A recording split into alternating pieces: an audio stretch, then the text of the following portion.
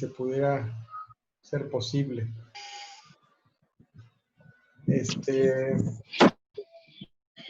Estábamos hablando acerca de los mandamientos. Estamos en el cuarto mandamiento, día de reposo.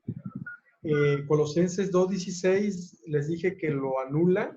Por tanto, nadie juzgue en comida o bebida o en cuanto días de fiestas, luna nueva o días de reposo. Está tan claro, hermano. El día de reposo, el cuarto mandamiento, es anulado en el Nuevo Testamento.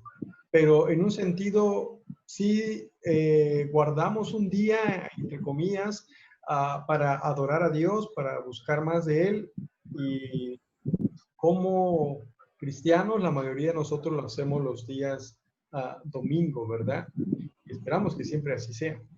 Número 5, la obediencia a los padres. Y ustedes lo pueden ver en Efesios 6:1, que dice: hijitos, obedeced en el Señor a vuestros padres, porque esto es justo. Nuevamente, vuelve a hablar esa ley moral el apóstol Pablo.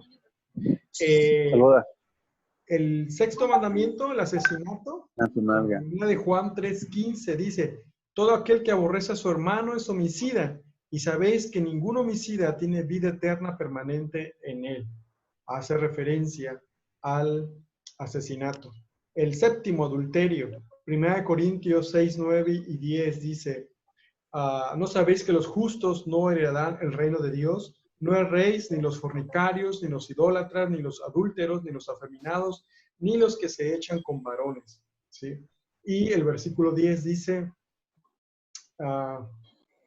ni los ladrones, ni los ávaros, ni los borrachos, ni los maldicientes, ni los estafadores heredarán el reino de Dios.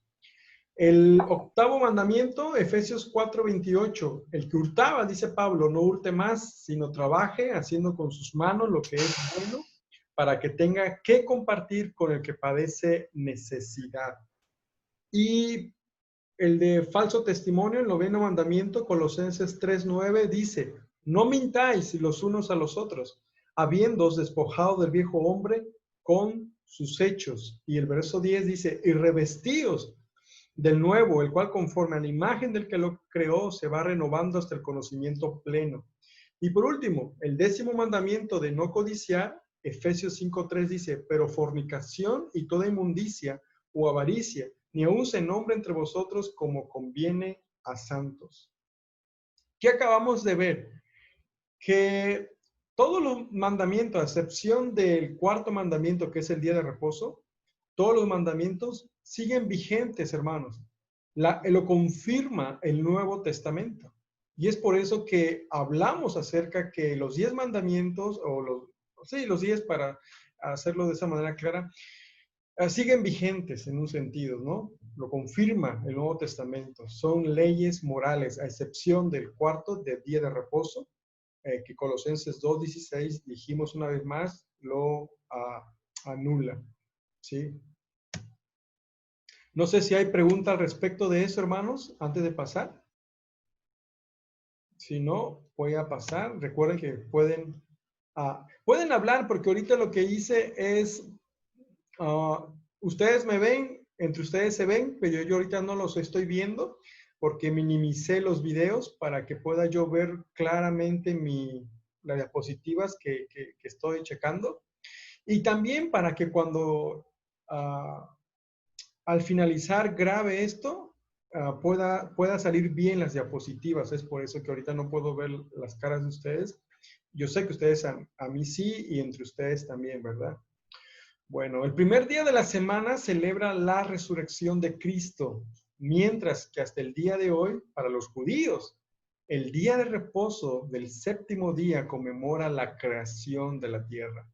Porque recuerden que el día de reposo, el cuarto mandamiento, ese era el sentido, la creación.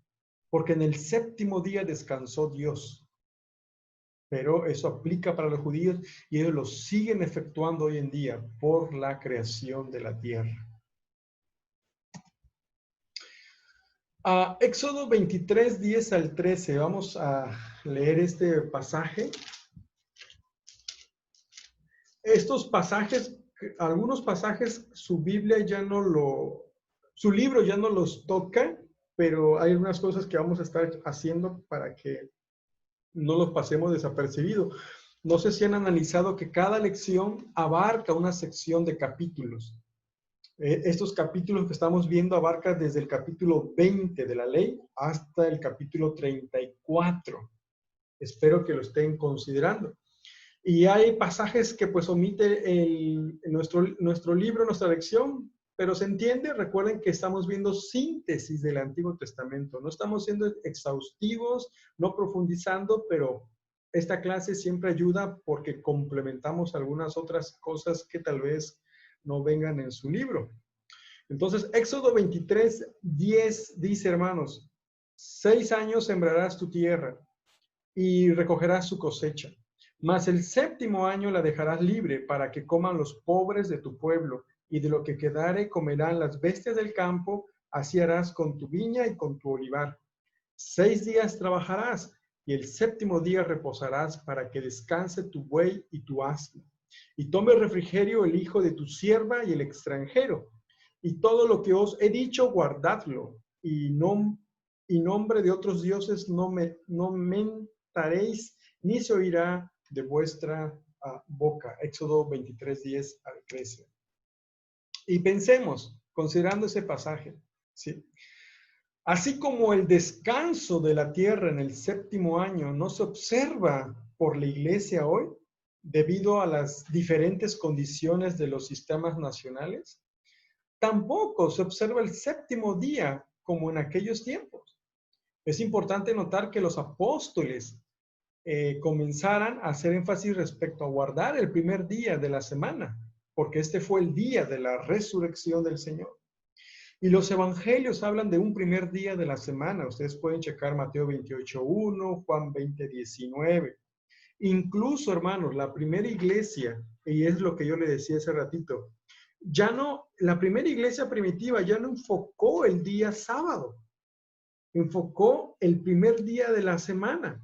Y el primer día de la semana, una vez más, vuelvo a repetir, se está refiriendo a el día de la resurrección de Cristo, que creemos que fue un domingo, ¿sí? Ya viene la razón por la cual nos reunimos para adorar al Señor. Y Hechos 20, verso 7 dice, el primer día de la semana, reunidos los discípulos para partir el pan, Pablo les enseñaba, habiendo de salir al día siguiente, y alargó el discurso hasta la medianoche. En el primer día de la semana, lo que hacía el apóstol Pablo, enseñaba y partía en el pan. Esto se refiere a la Santa Cena. Ellos tenían periódicamente esta ordenanza. En 1 Corintios 16, 12 dice lo siguiente, solo para estar corroborando lo del primer día de la semana. 1 Corintios 16, versículo 2 dice, cada primer día de la semana, cada uno de vosotros ponga aparte algo según haya prosperado, guardándolo para que cuando yo llegue no se recojan entonces ofrendas. Cada primer día de la semana. Esto con relación a las ofrendas dentro de una iglesia local. Incluso a veces uno dirá, bueno, pero ¿por qué se recogen ofrendas en una iglesia? Bueno, aquí está un principio. Pero aquí el punto más que nada es el primer día de la semana que la iglesia se estaba congregando. Y de igual manera podemos ver eso con relación a Apocalipsis 1:10. Recuerden, no somos Israel, no guardamos el día de reposo como es el sábado en especial. Nosotros no somos esa nación, somos otra nación, somos gentiles, pero somos parte de la iglesia de Cristo y lo que hacemos es celebrar la resurrección de Cristo. ¿Sí? Y enfatizamos esto, hermanos, porque yo sé que hay hermanos que están batallando acerca de esto del cuarto mandamiento. Y si no estás batallando ahorita, más adelante tengo por seguro que te van a hacer esa pregunta o te vas a encontrar con un sabático y tú tienes que tener respuesta para poder responder de manera correcta acerca de esto.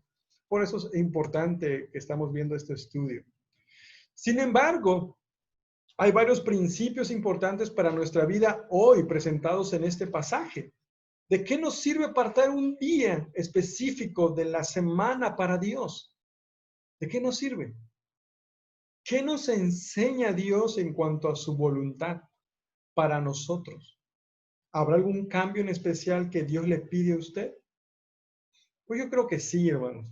Yo creo que sí es importante tener un día a la semana, dedicarlo para Dios, para escuchar la palabra, para orar, para tener comunión con el Señor.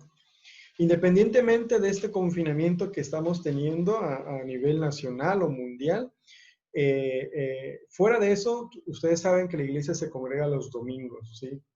Tristemente, no todo se aprovecha, ¿verdad? Debería ser desde que amanece hasta que anochece, dedicarlo para Dios. ¿Por qué? Porque los demás días, se entiende para las personas que tienen un trabajo semanal, quincenal, se dedican a sus labores cotidianas. Y por lo menos deberían de haber dedicado a la semana uno al Señor, ¿sí? Buscar su rostro, leer su palabra, estudiar, entendiéndose que se puede hacer también diario, ¿verdad? Un rato, pero es importante hacerlo, dedicar un tiempo para el Señor, ¿sí? Número 4. Completar una declaración que señala de cuáles dos aspectos de la fe y conducta habla la sección moral. Y eso lo pueden ver en su ítem 35.14. Eso tiene que ver con la relación a Dios y con la relación al hombre. Pues vemos la revelación del hombre con Dios. Ustedes notan, hermanos, en los 10 mandamientos, los mandamientos 1 al 4 tienen que ver con relación a Dios, su relación vertical, ¿sí? En los mandamientos 5 al 10 tiene que ver con la relación del hombre con sus prójimos. Y es de esa manera que Jesús resumió cuando le preguntaron, ¿verdad? Maestro, ¿cuál es el gran mandamiento? Y Jesús, de manera sabia, le respondió, amarás a Dios con todo tu corazón, con toda tu mente, con todas tus fuerzas. Y el segundo es semejante, amarás a tu prójimo como a ti mismo. En esto se resume la ley y los profetas. Y prácticamente en eso se resume los 10 mandamientos también. La relación con Dios y la relación con el hombre. Mandamientos 1 al 4 tienen que ver con Dios, y los mandamientos 5 al 10 con el prójimo. Sí. El decálogo, o 10 palabras, o 10 mandamientos, provee el apoyo religioso y moral, tanto al judaísmo como al cristianismo. Inculca dos principios básicos: reverencia a Dios y respeto por el ser humano. Estos dos principios nunca pueden separarse. La majestad de Dios y los derechos de la personalidad humana son igualmente preservados. ¿Sí? De esta manera, Dios dio al hombre caído una doble norma moral objetiva. Los primeros 4 mandamientos comprenden la norma moral religiosa o vertical, mientras que los últimos 6 proporcionan al hombre caído la norma moral social u horizontal. Como norma de conducta, el decálogo nunca fue abrogado o sustituido, todavía tiene validez para los cristianos. El amor a Dios y al prójimo son el resumen que hizo Jesucristo de los primeros 4 y de los últimos 6 mandamientos respectivamente. ¿Sí? Es prácticamente confirmando lo que hemos dicho, lo que hemos hablado. Y el objetivo 5, hermanos, señalar la respuesta de los israelitas al oír la ley en el ítem 35.18. Bueno, ustedes recordarán en Éxodo 24.3 lo siguiente. Éxodo 24.3. Estoy buscando. Dice, y Moisés vino y contó al pueblo todas las palabras de Jehová y todas las leyes, y todo el pueblo respondió a una voz y dijo, haremos todas las palabras que Jehová ha dicho. Algo similar como había pasado antes también acerca de las ciertas leyes que Dios le había dado. Nuevamente ellos dicen, haremos lo que Dios ha dicho. Es interesante la prontitud de respuesta que da el pueblo de Israel. En el pavor, en el miedo y la inspiración del momento, o yo diría la emoción del momento, quizás sin sospechar las dificultades que experimentarían en su obediencia, ellos hicieron su voto a Dios. Ellos se apresuraron. Ya habíamos visto algo similar, cuando ellos deberían despacio decir, con la ayuda de Dios, con la gracia de Dios, vamos a obedecer sus mandamientos, porque ellos prácticamente estaban siendo acelerados. Y ustedes se van a dar cuenta, ni bien va a venir Moisés bajando y ellos ya hicieron un becerro de oro, una idolatría, uno de los primeros mandamientos que Dios le está diciendo al pueblo que no haga. Y aquí están diciendo, haremos todas las palabras que Jehová ha dicho. Fíjense, entonces esa declaración que ellos habían dicho fue muy emocionalista y no lo estaban haciendo de manera prudente, sabia. ¿Sí? Y número 6, señalar cómo preservó Moisés la palabra de Jehová en el ítem 24.4. Y ahí en Éxodo 24.4 lo podemos ver.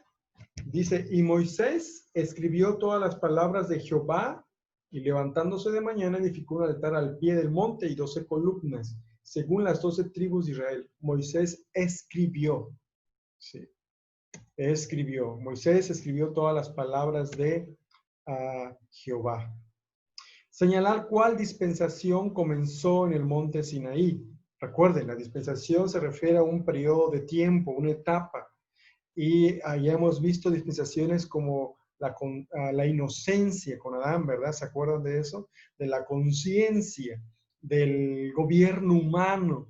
Y ahora estamos viendo la dispensación de la ley, la dispensación de la ley. Ese es el cuarto que inicia. Son etapas donde Dios está tratando con el hombre. Recuerden que antes de esto no había leyes, ¿sí? No había leyes. Éxodo 24, 12 al 18. Vamos a leer este pasaje porque no lo tiene su libro. Dice, entonces Jehová dijo a Moisés, sube a mí al monte y espera allá, y te traeré tablas de piedra y la ley y mandamientos que he escrito para enseñarles. Y se levantó Moisés con Josué, su servidor, y Moisés subió al monte de Dios. Y dijo a los ancianos, esperadnos aquí hasta que volvamos a vosotros. Y he aquí, Aarón y Hur están con vosotros. El que tuviera asuntos, acuda a ellos. Entonces Moisés subió al monte y una nube cubrió el monte. Y la gloria de Jehová reposó sobre el monte Sinaí, y la nube lo cubrió por 6 días. Y al séptimo día llamó Moisés de en medio de la nube. Y la apariencia de la gloria de Jehová era como un fuego abrasador en la cumbre del monte a los ojos de los hijos de Israel. Y entró Moisés en medio de la nube y subió al monte, y estuvo Moisés en el monte 40 días y 40 noches, hermanos. Pensemos con relación a este pasaje. La revelación de Dios hacia su pueblo debe haber disipado cualquier duda en cuanto al origen de la ley o en cuanto a lo que él esperaba de su pueblo. La gloria de Dios debe haberles comunicado claramente que nadie podía jugar con Dios y la ley que él les había dado y salir ileso. La palabra de Dios debe ser tomada en serio. Subrayen eso, tomada en serio, porque no es cualquier palabra. Incluso, aunque nosotros estamos en una dispensación de la gracia en la actualidad, tenemos responsabilidad con relación a la palabra de Dios. ¿Qué enseñanzas debemos aprender de esta solemne ocasión en la historia de Israel? ¿Tendrá alguna relación con nuestra vida actual? ¿Qué nos quiere enseñar Dios en este pasaje? Pues que de igual manera, el Dios del Antiguo Testamento que se manifestó en el monte Sinaí sigue siendo el mismo Dios de hoy en la actualidad. Recuerden un pasaje de Hebreos que dice, Dios es inmutable, Dios no cambia. Ese mismo Dios de justicia, de como fuego abrasador que se veía ahí en el monte, ese mismo Dios sigue siendo el Dios de ahorita. Obviamente también es un Dios de misericordia, un Dios de gracia, pero nos enseña la seriedad con la cual debemos tomar su palabra y no con ligereza. También tenemos todo el capítulo 25 al 31. No, obviamente no lo vamos a leer, pero pensemos en ese pasaje. El plan presentado para la adoración es muy diferente al concepto que tienen las religiones alrededor del mundo. Toda la religión sostiene el concepto de que es el hombre quien busca a Dios. Nos dicen lo que no es necesario hacer si queremos alcanzar a Dios. ¿Qué diferencia existe entre estas religiones y lo que Moisés presenta en Éxodo? ¿Qué es lo que el Evangelio nos indica? Todo apunta a nuestra adoración a Dios. Hoy en la actualidad todo apunta a nuestra adoración a Cristo. Nosotros debemos adorar únicamente a Cristo. Y eso es lo que hace el Espíritu Santo. Si ustedes han leído Juan capítulo del 14 al 16, dice que tomará de lo mío y me glorificará. Eso lo hace el Espíritu de Dios para adorar a Cristo. El cristiano adora a Cristo. Esa debe ser la actitud correcta. Solamente es unos dibujitos de unos mandamientos. Honra a tu padre y a tu madre, para que tus días sean prolongados en la tierra que el Señor tu Dios te da. Harás además un velo de tela azul, púrpura y escarlata, de lino fino, torcido, será hecho con querubines, obras de hábil artífice. Otro texto que a veces publicamos ahí en el Face también. En la tienda de reunión, fuera del velo que está delante del testimonio, Aarón y sus hijos la mantendrán en orden, encendida delante del Señor. Desde la tarde hasta la mañana será estatuto perpetuo para todas las generaciones de los israelitas. Éxodo 20, 28, 29. Siempre que Aarón entre en el lugar santo, llevará sobre su corazón el pectoral para impartir justicia, los nombres de los hijos de Israel, para recordarlos siempre ante el Señor. Y con eso terminamos nuestra primera lección. No sé si hay una pregunta. Hermano, ¿Sí? Sí. ¿Sí me escucha? Sí, hermano, escuchamos. Nada más para reforzar lo del día de reposo. ¿Sí? Hay otro capítulo que hable acerca de la anulación del día de reposo. Aparte de Colosenses 2:16. Y Efesios, habíamos visto un pasaje de Efesios, no sé si lo recuerda, no sé si fue Efesios 4, no sé si alguien lo vio por ahí. Porque lo que está en Colosenses 2:16, ¿quién lo escribió? ¿Es palabra de Dios lo que está ahí escrito? ¿O es lo que escribió de un apóstol o qué? Fue el apóstol Pablo. No olviden que un apóstol tiene autoridad divina. En este caso fueron 12, excepto Judas, el que traicionó a Jesús. Pero Pablo tiene autoridad divina y lo que él está escribiendo es la palabra de Dios, sin lugar a dudas. ¿Sí? Entonces, otra cita para reforzar esto sería Efesios, ¿qué dijo? Era Efesios, no recuerdo ahorita, déjeme checarlo al respecto. Déjeme ver, permítame tantito para compartir la pantalla.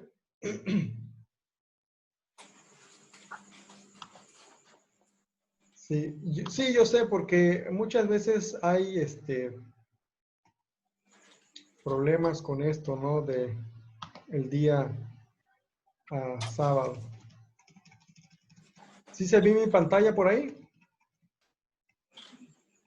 Bueno. Sí. Estoy buscando nada más el Efesios. Ahí está.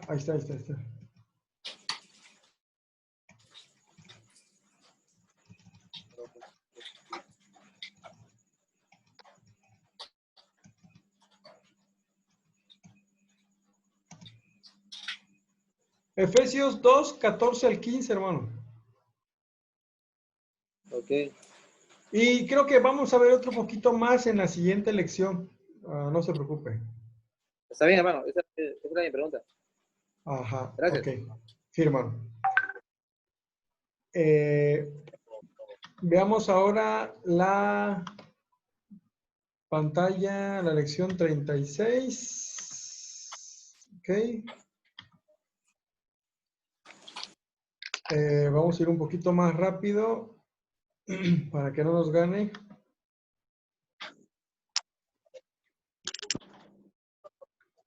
Ok, Éxodo, la ley, la conclusión. Ya, yo sé que ustedes, con estas son 3 lecciones que están viendo acerca de la ley, pero es importante todo lo que estamos considerando. Lección 36, hermanos, vamos a ver. Primer objetivo, señalar para quiénes era el mandato respecto al día de reposo. Nuevamente, aquí estamos viendo esta información, hermano Juan, le va a ayudar. Y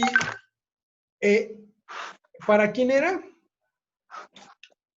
Vamos a ver Éxodo 31, 16 al 17. Es necesario porque ahorita les voy a decir algo. Dice Éxodo 31, 16. Guardarán pues el día de reposo los hijos de Israel.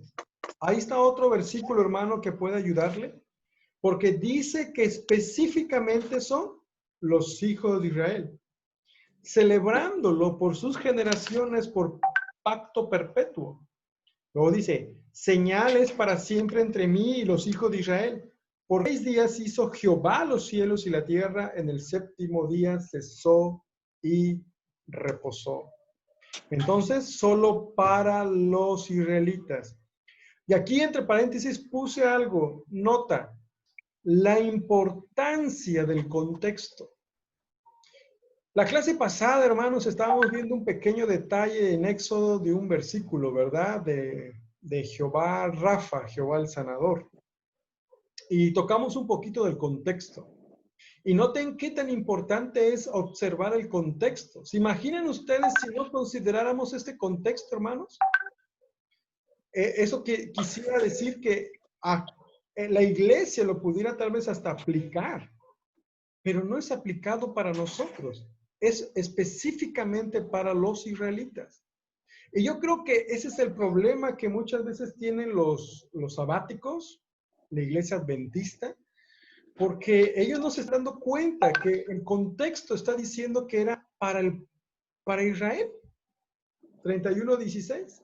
Guardarán pues el día de reposo los hijos de Israel.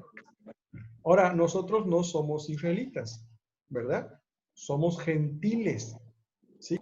Somos ahora por la gracia de Dios, por la fe en Cristo, su pueblo, pero no somos israelitas.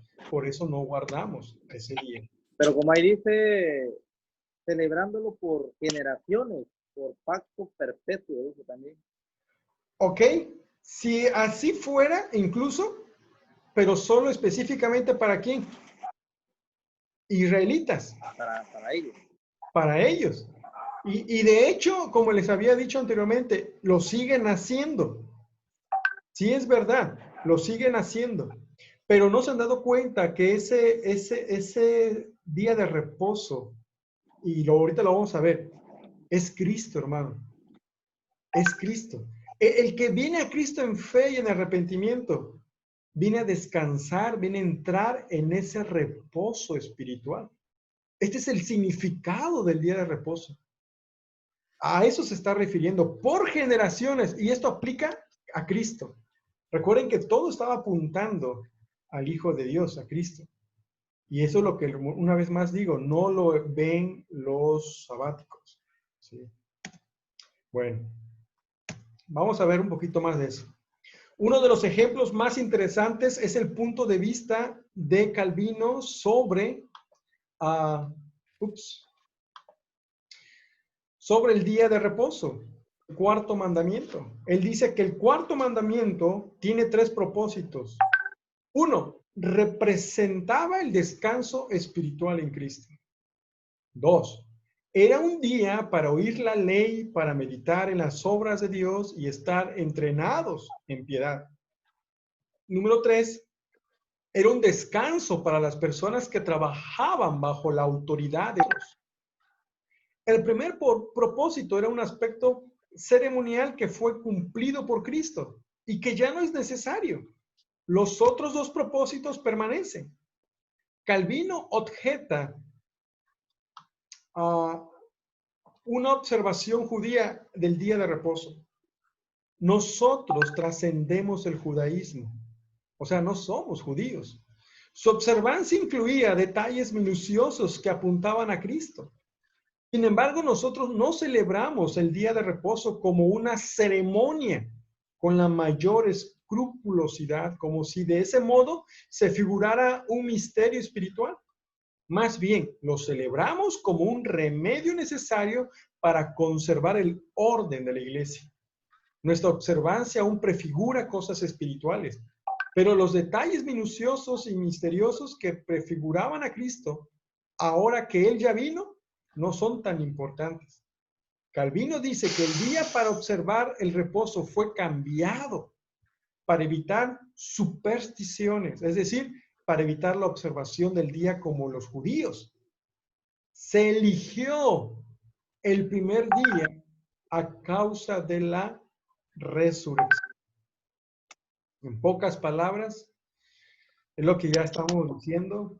Nosotros no celebramos el día de, no obedecemos este mandamiento del día de reposo, un sábado en especial, porque eso era específicamente para Israel, pero sí conservamos el primer día por causa de la resurrección de Cristo, porque el día de reposo apunta a Cristo. Él es el verdadero reposo espiritual, el descanso espiritual. Ese es el significado de el reposo. Los detalles, como resumen de estas leyes, los detalles se desmoronaron, los principios permanecen. La separación entre los judíos y los gentiles desapareció, aunque puso una distinción aquí muy importante, aunque sigue siendo una distinción clara entre Israel étnico y la iglesia. ¿Eso qué quiere decir? Que aunque es verdad que somos una iglesia en Cristo, ya no hay barreras, hay un trato que Dios va a hacer con Israel todavía, Israel étnico, y un trato con nosotros, la iglesia redimida. Pero el principio de mantenerse alejados del pecado del mundo permanece, eso es cierto. El día de reposo cambió de día y se modificó su observación, pero se mantiene el principio de descansar del trabajo y reservar tiempo para la adoración del Señor.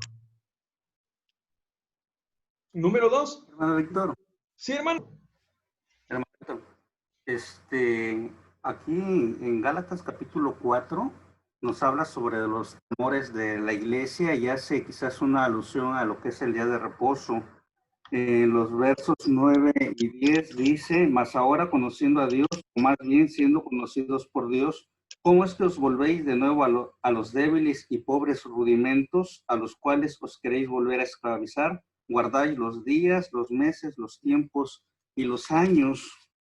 Nos habla de los viejos rudimentos, pero en Romanos igual, en Romanos nos dice también, en capítulo 14, verso 6, el que hace caso del día lo hace para el Señor y el que no hace caso del día para el Señor no lo hace, igual el que come.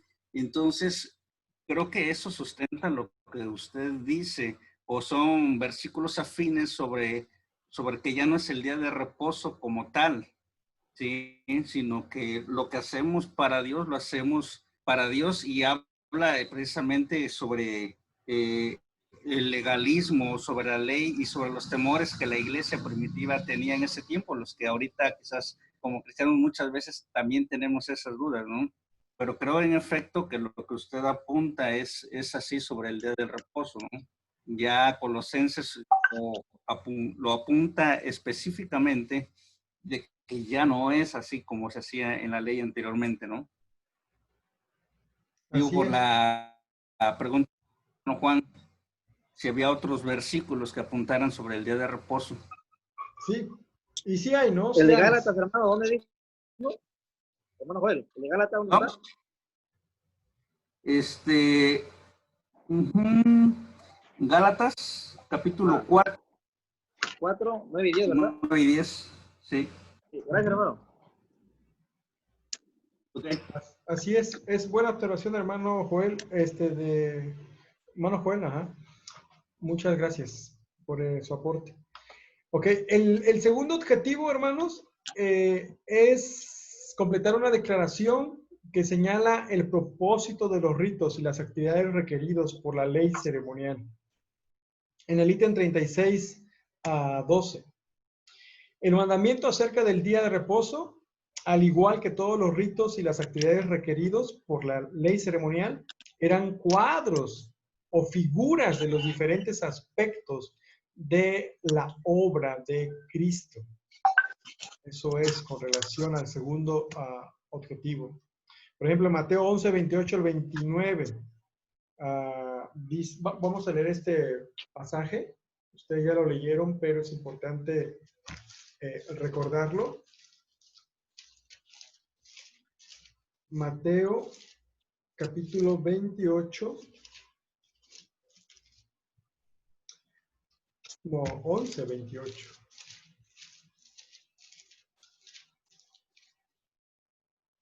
Dice así: venid a mí todos los que estáis trabajados y cargados, y yo os haré descansar.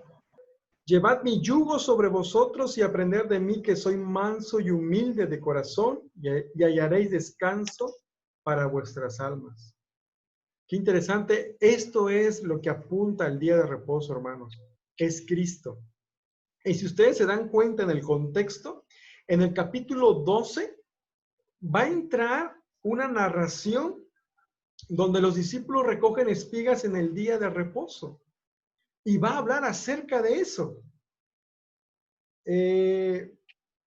Dice en el Mateo 12, 8, porque el Hijo del Hombre es Señor. ¿Del qué? Del día de reposo. Entonces, al confiar en Cristo y la obra que Él consumió en la cruz, nosotros recibimos el verdadero descanso para el alma. Y aquí sería otro versículo, hermano Juan, para estar ahí añadiendo a sus notas.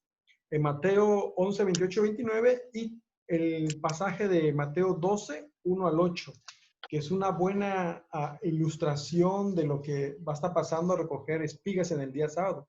O sea, nada más por frotar espigas y comerlo, eso era malo, dicen los judíos legalistas. Y la verdad, ellos estaban siendo muy legalistas, bastante legalistas. No entendían, y Jesús le estaba diciendo que Jesús es el Señor del día de reposo. Y si el Señor lo estaba permitiendo, pues ¿cuál era el problema? Y luego en el versículo, en Mateo 11, 28, 29, Él ya había dicho algo importante. Venir a mí. Y esta es la esencia prácticamente del día de reposo.